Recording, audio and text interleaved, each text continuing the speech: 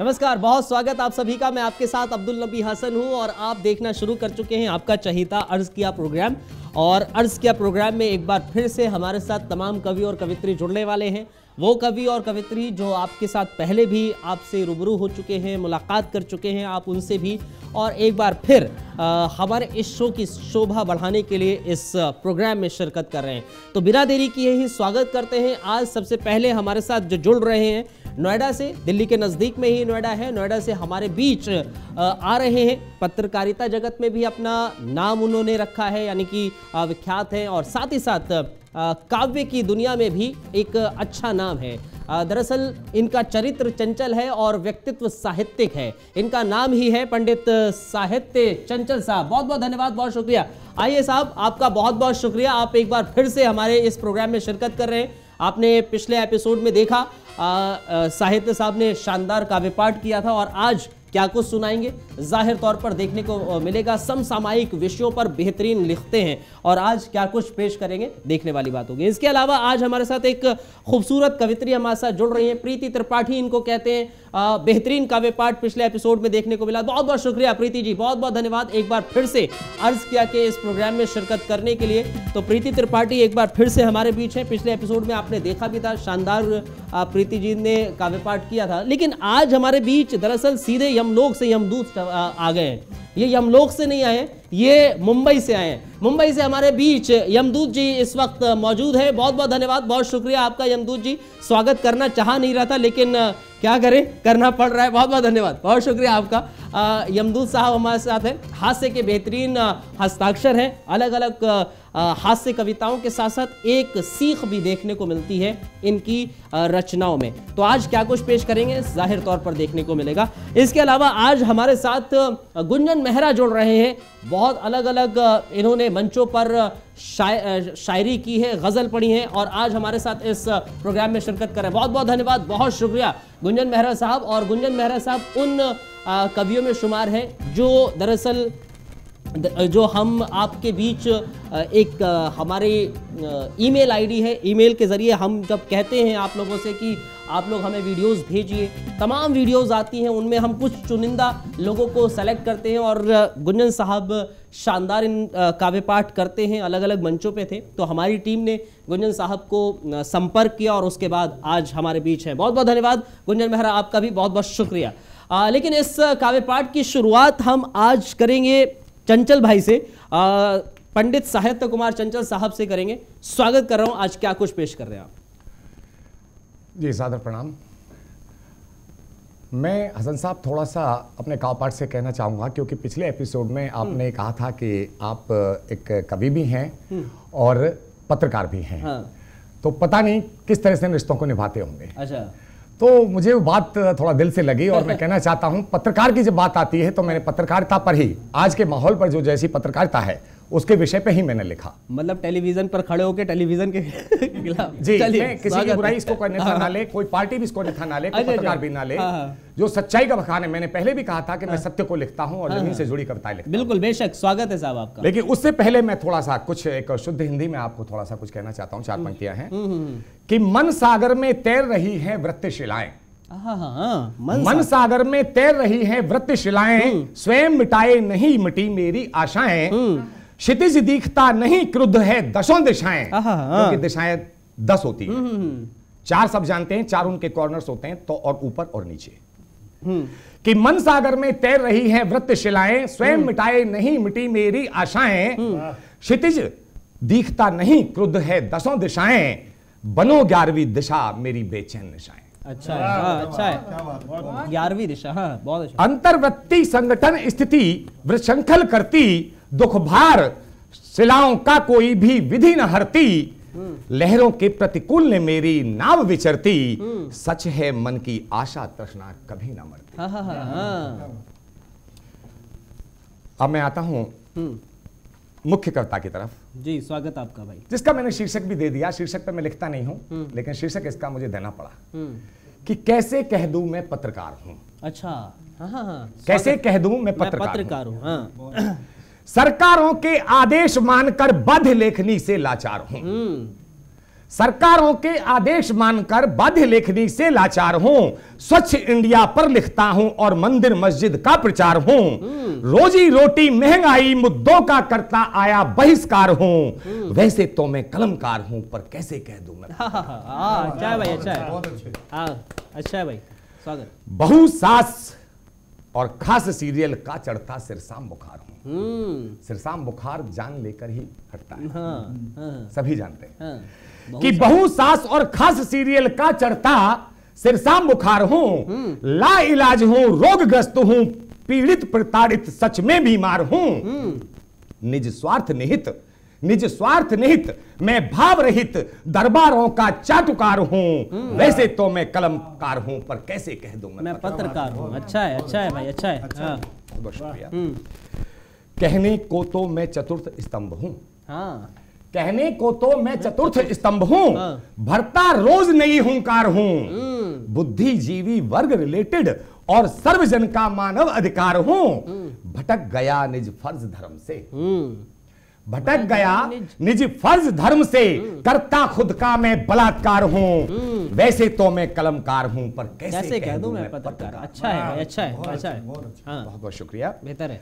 आखिरी पंक्तियां हैं कि धिक्कार मुझे, कविता वही कवि वही जो संदेश की तरफ जाए, कि धिक्कार मुझे मैं भूल गया जनमानस की मैं पुकार हूं, धिक्कार मुझे मैं भूल गया जनमानस की मैं पुकार हूं, गूंगी बहरी सरकारों का मैं एक जागृत माध्यम संचार हूं, हालातों पर वार करूं, हालातों पर वार करूं, ललकार भरूं, शब्दों का मैं प्रहार हूं, सही मायने में तब कहलाऊं मैं एक सच्चा पत्रकार हूं, मैं एक सच्चा पत्रकार हूं, मैं एक शुद्ध विचार हूं, सच्चा मैं एक किरदार हूं, राष्ट्र का मैं वफादार हूं, हाँ मैं एक सच्चा समाचार हूं। बेहतर है, हाँ मैं एक सच्चा, बेहतर है, बहुत बेहतर, बहुत बेहतर, शानदार चंचल भाई, बहुत बेहतरीन, बहुत बेहतरीन, शानदार। पत्रकारिता जगत में जो इस वक्त घटित हो रहा है उस पर जीता जागता उदाहरण उन्होंने पेश किया। बहुत बहुत शुक्रिया, बहुत धन्यवाद। और आगे बढ़ते हैं, प्रीति जी के पास पहुंचते हैं। प्रीति जी क्या कुछ पेश करिए, स्वागत आपका। अर्ज किया है कि सभी दर्शकों को एक बार पुनः प्रणाम करती हूँ। आप सबसे कुछ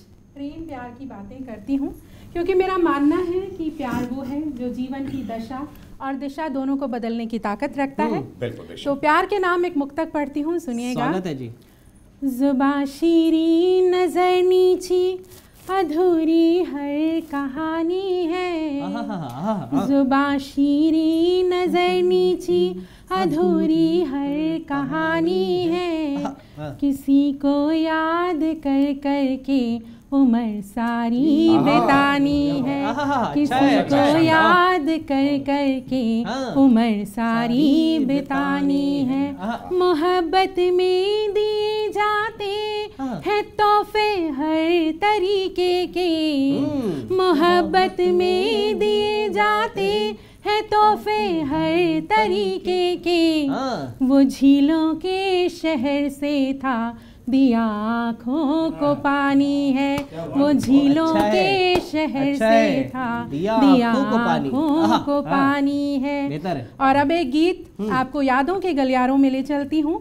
स्वागत। उस समय की बात करती हूँ जब प्यार मोहब्बत का इजहार व्हाट्सएप पे नहीं होता था, चिट्ठियों के माध्यम से होता था, और गाने कैसेट में नहीं, कैसेट में सुने जाते थे, स्पॉटिफाई पर नहीं। तो एक गीत से आपको जोड़ती हूँ, सुनिएगा। स्वागत है।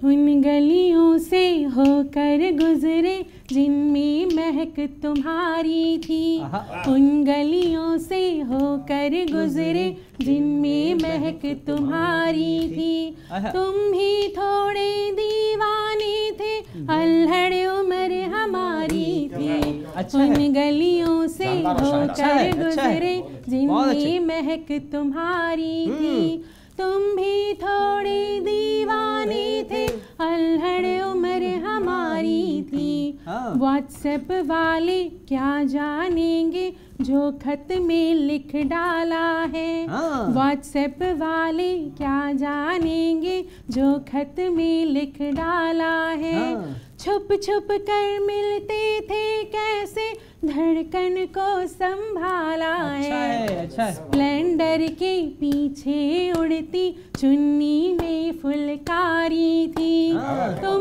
भी थोड़े दीवाने थे, अल्हड़ उम्र हमारी थी, उन गलियों से होकर गुजरे जिनमें महक तुम्हारी थी। तुम भी थोड़े दीवाने थे, अल्हड़ उम्र हमारी थी, घर के लगते 100 चक्कर और काम क्या करना था। सुननी थी गजलों की कैसेट, सिगरेट के कश भरना था। भैया के संग निकलूं घर से, भैया के संग निकलूं घर से, तो लगती बेचारी थी। तुम भी थोड़े दीवाने थे, अल्हड़ उम्र हमारी थी, उन गलियों से होकर गुजरे जिनमें महक तुम्हारी थी। तुम भी थोड़े दीवाने थे, अल्हड़ उम्र हमारी थी, पहला पहला प्यार नशे सा अब भी दिल पर तारी है। पहला पहला प्यार नशे सा अब भी दिल पर तारी है। दरवाजे हैं बंद किए पर यादों की अलमारी है। हम थे तुम थे सपन लोक में, हम थे तुम थे सपन लोक में, बाकी दुनियादारी थी। तुम भी थोड़े दीवाने थे, अल्हड़ उम्र हमारी थी, उन गलियों से होकर गुजरे जिनमें महक तुम्हारी थी। तुम भी थोड़े दीवाने थे, अल्हड़ उम्र हमारी थी। बहुत अच्छा, बहुत शानदार, यादों में ले गई आप, बहुत अच्छा जी, बहुत हाँ, बहुत लोग यादों में चले गए आपकी इस अच्छा चित्र खींचा। हाँ, यमदूत भी खुश हो गए साहब। तो इस आपने यमदूत जी को खुश किया है, अब वो खुशी में पता नहीं क्या ही करेंगे। स्वागत कर रहा हूँ यमदूत जी आपका। अर्ज किया है, देख रही सभी जीवित आत्माओं को यमदूत का नमस्कार। अच्छा है, अच्छा है। हमारे नाम से जो जो विशेष बातें होती हैं पूछते रहते हैं लोग, आप लोग, लेकिन एक नई बात आजकल हुई है कि हमारे बेटे की शादी नहीं हो पा रही थी। मतलब वो ट्रू कॉलर में पहले ही लड़की वालों को दिख जाता था हमारा यमदूत नाम, वो बात ही नहीं करता था, हट जाता। अगर किसी ने ज़्यादा करीब आ, उन्होंने कहा ओहो अरे आप जेल में थे, बता रहे थे जेल में सर्विस करते थे। हमने कहा हाँ करते थे। ओहो वो यमदूत आपकी पोस्ट होगी। अरे हम कहा ये जल्लाद समझ रहा है तो बड़ी मुसीबत हो गई। तो हम फ़ोन दूसरे का मांग के उससे बात किया करते थे। अच्छा, जब फ़ोन आया लड़की वाले का तो हम अपनी मैसेज का फ़ोन लेके बात करते थे। फिर संयोग से एक हमको ऐसी लेडी मिल गई समझन हमारी, उन्होंने कहा अरे आप तो राष्ट्रीय स्तर के कवि हो। अच्छा, कहाँ? तो हमने कहा यार ये तो बढ़िया, हम छुपा रहे थे अपनी कभी बात, वो यमदूत न पता चल जाए। लेकिन वो पसंद खुश हो गई। इस बात को उन्होंने हमारा प्लस पॉइंट मान के रिश्ता पक्का कर दिया। अब जल्दी शादी होने जा रही है। बहुत अच्छा। हाँ जी, तो मैं रचना सुना रहा हूँ। आपसे मैंने वादा किया था कि आपको अमर होने का फार्मूला बताऊंगा। हाँ, अभी बता रहा हूँ। तो ग्रीन रूम में कह रहे थे साहब यमदूत प्राण लेने वाले हैं, लेकिन अमर होने का फॉर्मूला क्या? अभी वही चीज है, वही चीज ग्रीन रूम में यमदूत साहब कह रहे थे कि नबी साहब आपको मैं अमर होने का फॉर्मूला बताऊंगा। मैंने कहा यही बता दो। कहते यहाँ नहीं, ऑन एयर बताऊंगा। तो चलिए साहब बताइए जरा, यमदूत साहब अमर होने का फॉर्मूला। ये है, खुले रूप में तो नहीं बता सकते हम, कविता के रूप में बताएंगे, उसमें से कैच करना है आपको। ध्यान से सुनेंगे तो मिल जाएगा फार्मूला। और फिर उसके बाद मैं अपनी धृतराष्ट्र नाम की रचना सुनाऊंगा। हाँ जी, तो ये अमर होने का फार्मूला जो है इसको कविता के रूप में मैंने रखा है। कविता का शीर्षक है बीबी का सपना।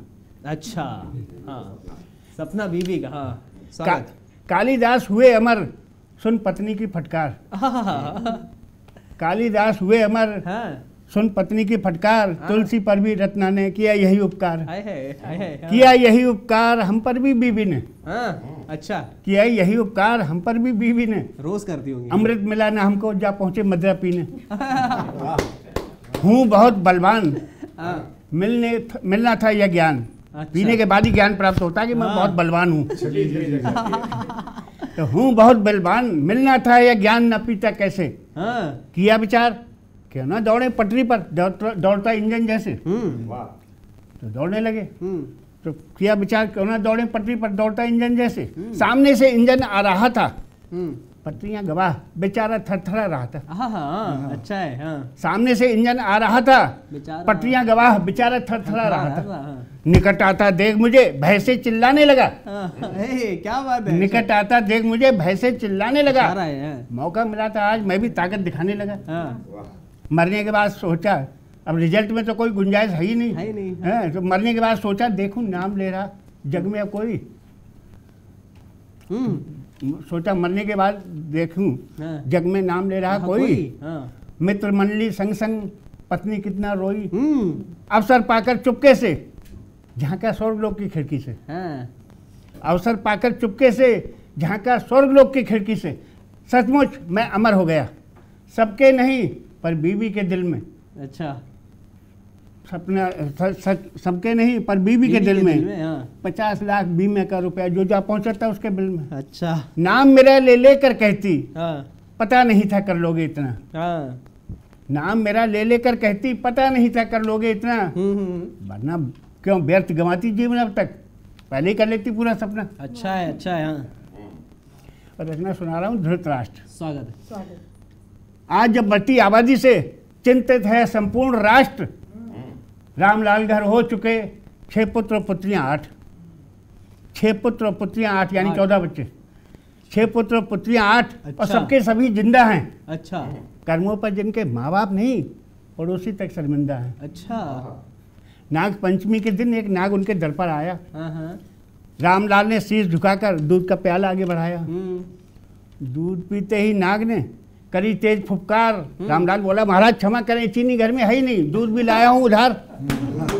रामलाल बोला, महाराज क्षमा करें, चीनी घर में है ही नहीं, दूध भी लाया हूँ उधार, क्योंकि सर पे मेरे है 14 बच्चों का भार। नागराज बोले, आज के समय में 14 बच्चे, क्या ये तुम्हारा उचित कर्म है? रामलाल बोला, सभी ईश्वर का कर्म है। फिर धृतराष्ट्र के तो 100 बच्चे थे, सिखाता हमें धर्म है। नागराज बोले, तो क्या तू भी धृतराष्ट्र की तरह अंधा है? नागराज बोले, तो क्या तू भी धृतराष्ट्र की तरह अंधा है? सब तेरे ही हैं या मोहल्ले भर का चंदा है? मोहल्ले भर का चंदा। क्या बात है, क्या बात है। नहीं देखते लोग किसी की आवश्यकता क्या आज है, बस आंख मूत पूतन फलो कहना यहाँ रिवाज है। अच्छा है। परिवार कल्याण ही आज देश में दफ्तर ऐसा सरकारी है, बिना रिश्वत के जहाँ कार्य संपादन जारी है। फिर भी लाभ नहीं उठाते बहुतेरे समझदार। बहुतेरे समझदार। फिर भी लाभ नहीं उठाते बहुतेरे समझदार। कहते हमको रोक रही मजहब की दीवार। नागराज जाते जाते एक बार फिर पलटकर बोले, रामलाल तेरी घरवाली हमारे स्वागत में द्वार पर अब तक नहीं पधारी है, क्या अत्यधिक मोटी है अथवा घमंडी नारी है? रामलाल बोला, महाराज क्षमा करें, ना तो शरीर से ही भारी है ना घमंडी नारी है, वो तो महज इसलिए नहीं आई क्योंकि उसका पाँव भारी है। परंतु जब आप कह रहे हैं तो जरूर बुलाऊंगा। नागराज बोले, नहीं रहने दो, वरना मैं भी धृतराष्ट्र बन जाऊंगा। बहुत शानदार साहब, बहुत शानदार, बहुत शानदार। और इसी शानदार हास्य कविता के साथ अब बढ़ रहा हूँ आगे, गुंजन मेहरा के पास बढ़ रहा हूँ। गुंजन साहब, स्वागत कर रहा हूँ आपका। बहुत बहुत धन्यवाद हसन साहब। मैं समझता हूँ कि अपनी बात कहने के लिए उसकी बुनियाद रखना भी बहुत ज़रूरी होता है जी। सबसे पहले मैं अर्ज़ किया कि सभी श्रोताओं का बहुत बहुत आभारी हूँ और उनके समक्ष अपनी बात रखने की कोशिश करूँगा। मैंने ये रचना मैं अपनी सुनाने वाला हूँ, ये एक दिन मैं अपने ऑफिस में बैठा हुआ अखबार पढ़ रहा था। अखबार पढ़ते पढ़ते मैंने कुछ खबरें पढ़ी। उन खबरों में था कि धर्म के नाम पर एक घर जला दिया गया जिसमें 2 छोटे बच्चे भी थे, और किसी को निर्वस्त्र कर दिया जात के नाम पर। तो वहीं से कुछ लाइनें जो तंज कुछ पीड़ा निकली है वो आप तक पहुंचाता हूँ। स्वागत है भाई। समर्पित है। देखिए, सियासत के जुनून में बांध बैठे आंख पे पट्टी। सियासत के जुनून में बांध बैठे आंख पे पट्टी। ये वहशी हैं, दरिंदे हैं, इन्हें अब कुछ नहीं दिखता। अच्छा है। आपके धृतराष्ट्र को आगे ले जा रहा हूँ, आप देखिएगा। सियासत के जुनून में बांध बैठे आंख पे पट्टी। ये वहशी हैं, दरिंदे हैं, इन्हें अब कुछ नहीं दिखता। सरे बाजार में इंसानियत बेआबरू करके, सरे बाजार में इंसानियत बेआबरू करके बने धृतराष्ट्र बैठे हैं, इन्हें अब कुछ नहीं दिखता। सरे बाजार में इंसानियत बेआबरू करके बने धृतराष्ट्र बैठे हैं, इन्हें अब कुछ नहीं दिखता। अगर अगली लाइनें आपके दिल तक जाएं तो दिल से दुआ दीजिएगा। मैं समझता हूं कि ये जरूर आपको छुएंगी। जी, स्वागत। कि बने धृतराष्ट्र बैठे हैं, इन्हें अब कुछ नहीं दिखता। कुरेदी राख जो हमने वहां एक झुनझुना निकला। कुरेदी राख जो हमने वहां एक झुनझुना निकला, जहां पर हाथ सेके हैं इन्होंने रात भर अपने। कुरेदी राख जो हमने वहां एक झुनझुना निकला, जहां पर हाथ सेके हैं इन्होंने रात भर अपने। वहीं कोने से एक टूटा हुआ गुल्लक भी निकला है। वहीं कोने से एक टूटा हुआ गुल्लक भी निकला है। ये दौलत के पुजारी हैं, इन्हें अब कुछ नहीं दिखता। ये दौलत के पुजारी हैं, इन्हें अब कुछ नहीं दिखता। मैं एक दो छोटी सी लाइनें चंचल जी की बात को, पत्रकारिता को आगे बढ़ाते हुए कहूंगा, उसके बाद एक नज्म बस उस पर समर्पित कर आपसे बात आगे ले जा रहा हूं जो आपने पत्रकारिता की कही है कि जरूरत से भी ज्यादा जिम्मेदारी क्या जरूरी है। जरूरत से भी ज्यादा जिम्मेदारी क्या जरूरी है। किसी की हद से ज्यादा ताबेदारी क्या जरूरी है। क्या बात कही, क्या बात कही। जरूरत से भी ज्यादा जिम्मेदारी क्या जरूरी है। किसी की हद से ज्यादा ताबेदारी क्या जरूरी है। तेरे सजदे में रहते हैं क्या ये काफी नहीं मौला। तेरे सजदे में रहते हैं क्या ये काफी नहीं मौला। तेरे सजदे में रहते हैं क्या ये काफी नहीं मौला। तेरे बंदों के आगे जी हजूरी क्या जरूरी है। तेरे बंदों के आगे जी हजूरी क्या जरूरी है। और मेरे माता पिता, मेरे खुदा, मेरे सभी कुछ हैं। मेरे माता पिता, मेरे खुदा, मेरे सभी कुछ हैं। सभी रिश्तों के आगे रिश्तेदारी क्या जरूरी है। सभी रिश्तों के आगे रिश्तेदारी क्या जरूरी है। ये अब मैं एक नज्म, जैसे हमने समस्याएं बता दी कि क्या क्या चल रही हैं, एक समाधान लेकर आए उस नज्म के माध्यम से। स्वागत है भाई। अगर आप तक पहुंच जाए तो दुआएं दीजिएगा। इन पंछियों को छोड़कर, इन पंछियों को देखकर हूँ सोचता शामों शहर। इन पंछियों को देखकर हूँ सोचता शामों शहर। ये कौन से मजहब से हैं जातों से अपनी बेखबर। इन पंछियों को देखकर हूँ सोचता शामों शहर। ये कौन से मजहब से हैं जातों से अपनी बेखबर। मस्जिद पे जो बैठा है वो शायद नमाजी हो कोई। मस्जिद पे जो बैठा है वो शायद नमाजी हो कोई। मंदिर की छत से जो उड़ा शायद पुजारी हो कोई। मस्जिद पे जो बैठा है वो शायद नमाजी हो कोई। अच्छा है भाई, अच्छा है। हाँ। मंदिर की छत से जो उड़ा शायद पुजारी हो कोई। फिर मुस्कुरा के देखता दोनों को हूं मैं संग संग। फिर मुस्कुरा के देखता दोनों को हूं मैं संग संग। ये उड़ चले कहीं दूर हैं सरहद से शायद हैं परे। ये उड़ चले कहीं दूर हैं सरहद से शायद हैं परे। लड़ते नहीं आपस में ये जर और जमी से बेखबर। बहुत सही कहा, बहुत सही। अच्छा। लड़ते नहीं आपस में ये जर और जमी से बेखबर। अब एक तंज आप देखिए मेरा, आप तक पहुंचे तो। लड़ते नहीं आपस में ये जर और जमी से बेखबर। पागल हैं ये नहीं जानते, पागल हैं ये नहीं जानते मखमल में जीने का मजा। पागल हैं ये नहीं जानते मखमल में जीने का मजा। बारिश में यूं है घूमते जैसे मिली कोई सजा।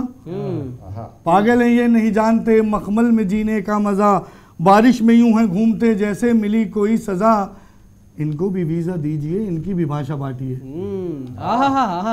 इनको भी वीजा दीजिए, इनकी भी भाषा बांटिए। इनको भी रंग और रूप में थोड़ा बहुत तो छांटिए। इनको भी रंग और रूप में थोड़ा बहुत तो छांटिए। हूँ फिक्रमंद इनके लिए या है मुझे इनसे जलन। हूँ फिक्रमंद इनके लिए या है मुझे इनसे जलन। हूँ फिक्रमंद इनके लिए या है मुझे इनसे जलन। अपने कटे पंखों से ही शायद मिली है ये चुभन। अपने कटे पंखों से ही शायद मिली है ये चुभन। बहुत बहुत शुक्रिया। बहुत शानदार गुंजन भाई, बहुत बेहतरीन। बहुत शानदार और बेहतरीन काव्य पाठ रहा है। कुछ पंक्तियां मैं भी हाजिर कर देता हूँ। और मैंने कहा था कि लौट आना, तो अब देखते हैं लौट आए हैं या नहीं आए। उन्हीं पर पंक्तियां हैं कि इन खुशियों के बाद गम आए तो लौट आना, क्या बात है। इन खुशियों के बाद गम आए तो लौट आना, जब तुम खुलकर मुस्कुरा ना पाओ तो लौट आना, क्या बात है। जब तुम खुलकर मुस्कुरा ना पाओ तो लौट आना। और नए लोग, नई दुनिया, नए दिल, नई मोहब्बत, नए लोग, नई दुनिया, नए दिल, नई मोहब्बत, अगर तुम्हें रास ना आए तो लौट आना, क्या बात है, अगर क्या बात तुम्हें है। रास ना आए तो लौट आना। अब इन्हीं पंक्तियों के साथ इस प्रोग्राम का आखिर करते हैं। बहुत बहुत धन्यवाद, बहुत शुक्रिया। आज का प्रोग्राम बेहतरीन रहा है। बहुत धन्यवाद आप चारों का इस प्रोग्राम में शिरकत करने के लिए, बहुत बहुत शुक्रिया। और आप लोगों का भी बहुत बहुत शुक्रिया, बहुत धन्यवाद आप लोगों का भी इस प्रोग्राम में शिरकत करने के लिए, इस प्रोग्राम का हिस्सा बनने के लिए। अगर आप भी काव्य पाठ करते हैं, अगर आप भी गज़ल पढ़ते हैं, शायर हैं बेहतरीन, तो ज़रूर आप यहाँ मेल आईडी जो लिखी हुई है दिख रही है, तो उस पर ज़रूर अपनी वीडियो हमें मेल कीजिए। और अगर हमें पसंद आएगी तो हमारी टीम आपसे रब्ता ज़रूर करेगी, आपसे संपर्क करेगी और आप भी इस कार्यक्रम का हिस्सा बन सकते हैं। फ़िलहाल के लिए कल फिर हाजिर होंगे। फ़िलहाल के लिए मुझे और मेरी टीम को इजाज़त दीजिए। नमस्कार।